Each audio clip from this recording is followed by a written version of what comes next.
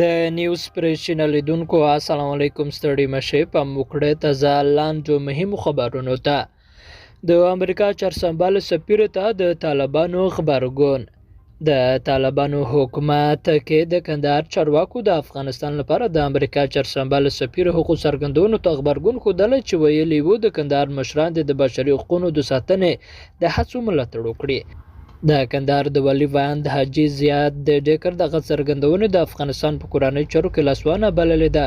ښاغلی زید وایي د افغانستان لپاره د امریکا سفیر یو ټویټ کړی او ځینو رسنیو هم ورسره بدرګه کړی چې عنوان یې دی کندهاري رهبران د بشري حقوقو د فعالانو ملاتړ وکړي. موږ یا د ادعا په کلکو ټکو غندو او د افغانستان په چارو کې لاسوانه ګڼو.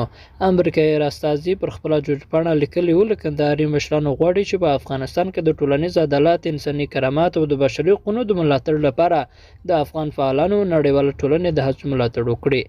ځینو شنونکو پر دې باور دي چې له دغو څرګندونو موخه ښایي د طالبانو کندهاري میشتې مشرتابه ته اشاره وي چې د نجونو پر ښوونځیو او حقونو پر اړوند نورو بندیزونو یې راوګرځوي. په یو بل خبر کې بیا وایي چې د طالبانو حکومت د پوهنتون نجونو پر فراغت غونډو تازه محدودیتونه لګولي. سخته ده یو څوک چې درس وایي هیله او ارمان لري چې خپله د فراغت ورځ په ویاړ ونمانځي. استادان او خپلوان یې ګډون ورسره وکړي، د فراغت کالي واغوندي، یادګاري عکسونه واخلي، خو موږ یې له دغو ټولو محروم کړو. انسان طبعا خفه کېږي او زړه یې ماتېږي. درنو لیدونکو له ملتیا مننه، ښه دوسئ.